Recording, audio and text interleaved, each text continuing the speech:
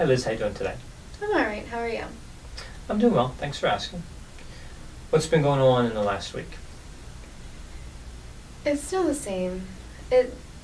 Nothing at home is going right. I'm still yelling, we're still fighting.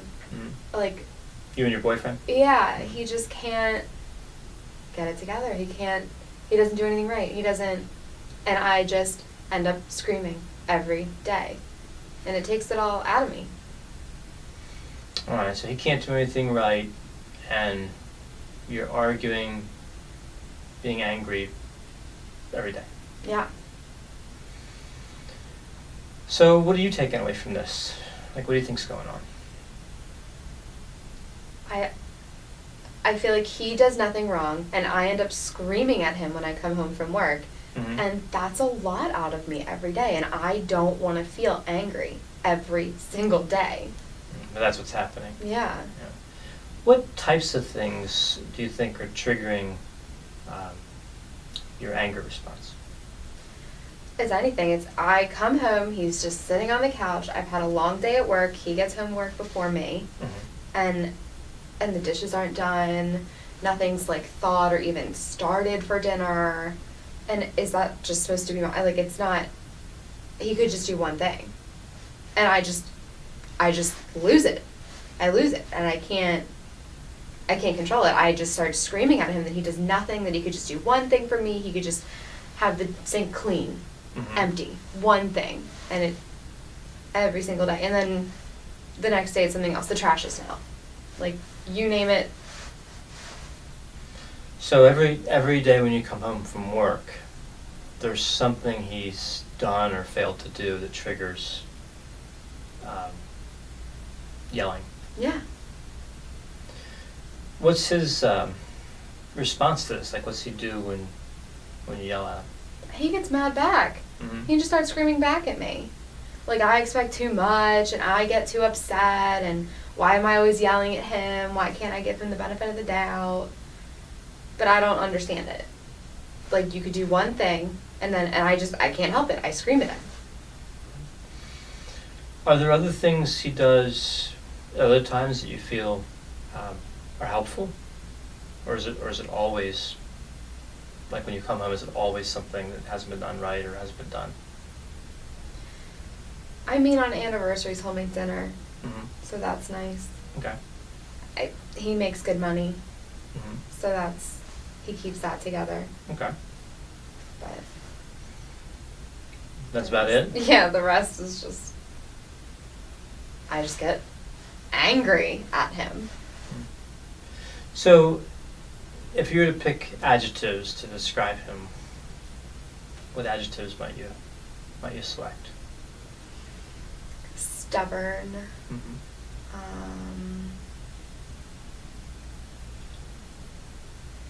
Condescending. Mm-hmm. And intelligent.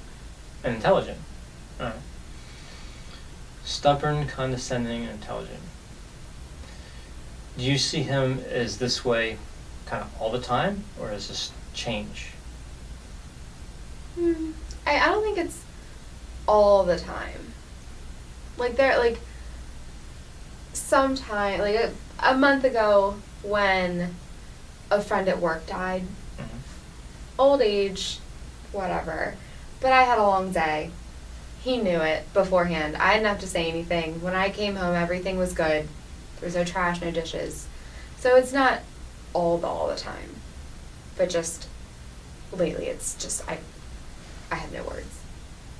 So lately, it's all the time. Yeah. But there's been prior occasions when this hasn't been a problem. Yeah. But there's not many of those. All right.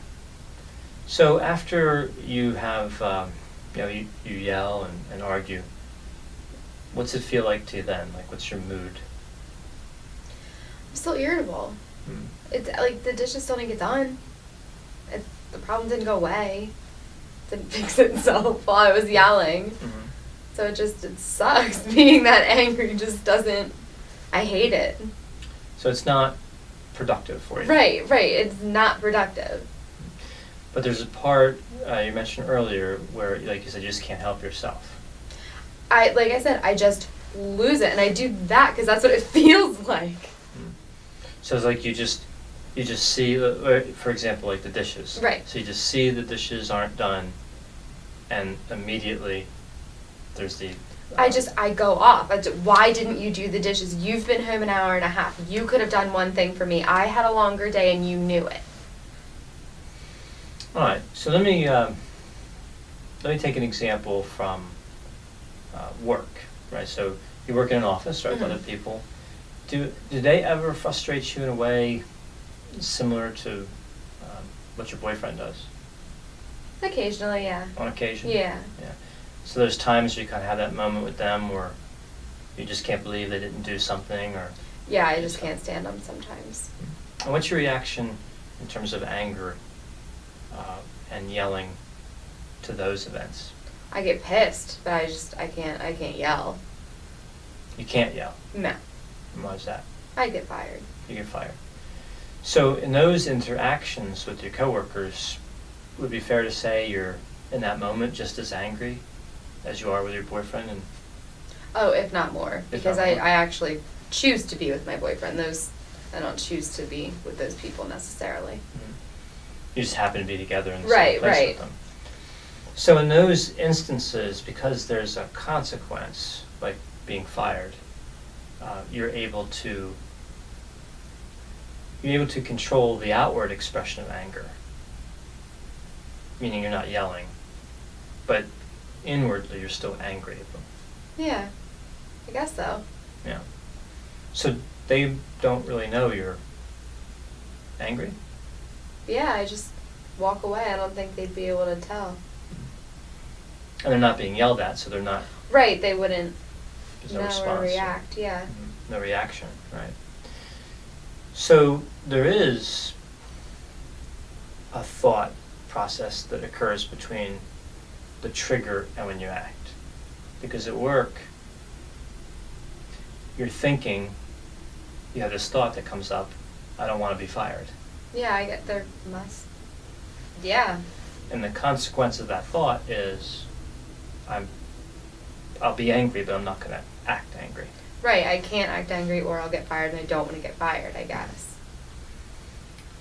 So, knowing that there is a thought there, when you come home and you see the dishes aren't done, let me just stay with that example. Mm-hmm. What would that thought be? Like, think back to the last time that happened. Do you remember what you were thinking at that moment as you saw those dishes sitting there not washed? I mean, just that he never does anything right. He never does anything right. All right. So you see the dishes not washed. He never does anything right. That's the thought. Yeah. And then the reaction, the behavior, Yeah. is finding him, right, and yelling at him. Yeah. All right. So you see how there is an intervening thought between the trigger, which in this case the dishes, and the behavior, which is the yelling. Yeah, I guess there's a thought where I'm sitting there and I'm looking at him, thinking about him, saying, you never do anything right. So remember we talked a few weeks ago about cognitive distortions. Remember we had talked about like the errors, like there are consistent errors in thinking, right? Mm-hmm. And I'm wondering if that thought, he never does anything right, if that's similar to or matches up with any of the cognitive distortions we talked about. Okay. And I'm wondering if it's not kind of blocking off your path in terms of thinking, right? So you're saying he never does anything right. Right. So it's kind of like maybe a kind of all or nothing thinking. Remember we talked about that? Oh, it's absolute tunnel vision at that point. Tunnel vision? Yeah. Okay. So a few different distortions at work. But you mentioned earlier, there are times when he does do things right. Yeah, there are occasions where he must have thought about me. He was more thoughtful than on the occasions when... Right, more considerate. Okay, more considerate. So, the statement he never does, the thought, he never does anything right, that could be challenged. Yeah, I guess technically it could. And what might be as an alternative to the behavior, right, to the yelling. Instead of doing that, what might be a thought that you could kind of insert right after that he never does anything right thought that might change the outcome for you, that might disrupt that connection between that thought and your yelling? Maybe that he has done something right in the past. Okay. So it's bound to happen again. It is possible. All right, so an adaptive response, as we call them, right, self-talk, that says he's not altogether bad because he has done things right in the past. Yeah. Right, which is a little more flexible in thinking than your automatic thought, Right. which is he never that does. Never. Yeah, that's your Yeah. automatic thought. Never does anything right. So a little bit more flexibility in the thinking might get you to a place where you're not yelling. Right? And then on the other side of it too, I'm wondering if we can't challenge the usefulness of yelling. You mentioned that you've done it quite a bit, but you're not really getting a different result. I mean, It doesn't. The dishes don't get done after that, and the next day I might still find the dishes there. It doesn't. it's not working. It hasn't worked. Yeah. So when you're yelling, there's an expression of emotion, but there's also this hope that the yelling will change his behavior. Right. Something. Yeah, but it's not. No. And when was the first time, in terms of like how long ago, this was a problem? I've had previous boyfriends where this was a problem, and that relationship has long gone because of it. So, due to the yelling? and Due the to fighting? the yelling. So I really do like this guy who's not all bad, Mhm. and I don't want my yelling to be a problem, my anger, but Yeah, but it's hard to control for you. Mhm. You're struggling with the anger, right. the yelling. Yeah. Rationally, you understand it doesn't work, like it's not getting you what you want, Mhm. but somehow it feels like a release, it feels like justice, it feels good to be able to, It feels like that's what I'm supposed to be doing, and that's what I do. it's what you're supposed to be doing. Okay, Mhm. so it feels like it's what you're supposed to be doing. Do you have an idea of what might be a more productive path for you as an alternative to the yelling? Productive, that's a great word. I guess walking away is what I do at the office. And that has worked for you. I've been able to take a minute Mhm. and either remove myself or intervene my opinion more calmly because I haven't yelled at work. So I guess walking away and taking a minute. Okay, so that would be one behavioral strategy, Mhm. right? So you see the trigger, Mhm. right, and you have the thought, he never does anything right, Mhm. and then you could intervene with a thought of I need to walk away, and a Mhm. behavior of Mhm. walking away, Mhm. and taking like how much time? I mean, honestly, if I'm by myself, like 5 minutes, 10 minutes of just me time. So let's even say 10 minutes. Yeah. Right, so 10 minutes, and then you can respond more constructively, more usefully. Mhm. Um, to what is, a type of relational disagreement, right? You have a disagreement over, it sounds like, who should be doing what. Right. Right. At what point in the day, when, who's working when, being considerate of the other. And that's certainly worth talking about. I mean, that makes sense that you guys would talk through that. Mhm. But it seems like the yelling, I mean, you're just going right to the yelling. We're not getting anywhere. Right, so there's not really any time to address the issue. Right, yeah, we have not worked out. Yeah. It hasn't helped. So the yelling's really an impediment to what you want to achieve with the yelling, Yeah, I guess. right? Yeah. In a manner of speaking, right? It's blocking your goal. Right. So do you kind of recognize that? Like you're seeing how? I didn't think that there was anything between me seeing the dishes and yelling at him. I knew that the anger wasn't getting me anywhere, but I didn't think but I guess there is a moment in between, because I don't always yell. Like, I don't yell at work. So there is something else I could do. Right, so if I'm hearing you right, there's a sensation that it's kind of reflexive. Like you see the dishes and automatically you go right to the anger. Immediately it feels like I'm yelling. Right. But in actuality, now you're realizing that there's a gap, even if it's small, there's a gap where thinking takes place. And yeah, there's a sliver that I must see at work that is also there at home. And I'm wondering too that there's a sense that there's a sense that the rules of the relationship are being violated. You come home and a part of you might know that's going to happen. Like you come in, you know you might see the dishes not done or some other chore not done. So I'm wondering if you think about it in advance, kind of try to inoculate yourself, so to speak. Like, oh, I can definitely say it's been a thought when I'm driving home. I'm like, it's been a long day. It was a long day at the office. And I know he's not going to have the trash taken out like I asked him, or the dishes done, or the chicken thawed, anything.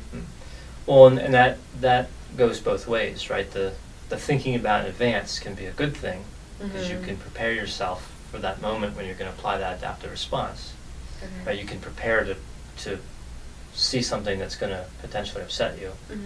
But thinking about it in advance can also be destructive if you start investing in the more negative thoughts. Like if you start saying things like, I know I'm going to find something, and you already get worked up. Starting to get angry. Right. So if you're getting angry in advance, that's not a useful use of the thoughts. Right? Okay. But the thoughts you might want to like consciously say to yourself, the adaptive responses would be, I know I'm probably going to find something that didn't go perfectly. Okay. And I'm going to be prepared to take a few minutes to calm down. Yeah. So that way when you see it, it's not such a shock. It doesn't feel like such a reflex to go right to the anger. Yeah. Does that make sense? It does. It does. It's like one more non-productive piece of it that I could change. Yeah, that's within your power to change, right? And it could be something very good for you. Like, so now it might be working against you, the thoughts in advance of when you come home, but you could have those thoughts working for you.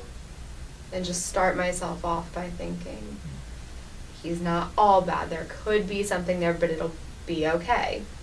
Like, I can just take a minute to myself. Right, there's useful and unuseful traits. Both. They both coexist. Okay. But, like, I'm thinking in terms of this as the adaptive response. There's useful and unuseful traits, but I know I need to calm down if I'm going to get to if I'm going to work through this matter of being considerate and this relational stressor. Right? So adaptive responses don't have to be short. Okay. Right? Okay. They just have to be inserted at the right point, which is right after that automatic thought. Right. Okay. Okay. We'll work on building some adaptive responses that you can apply, and we'll kind of test them and see how well they work. Yeah, that'd be Right. great. It's my hope that you'll be successful at this and they'll reduce the anger, but it could take time. Okay. Right? It could be frustrating. Okay. And these will be, we'll continue to build these skills that I think will be valuable to combat the yelling reaction and the angry feelings. I'd love that. Okay.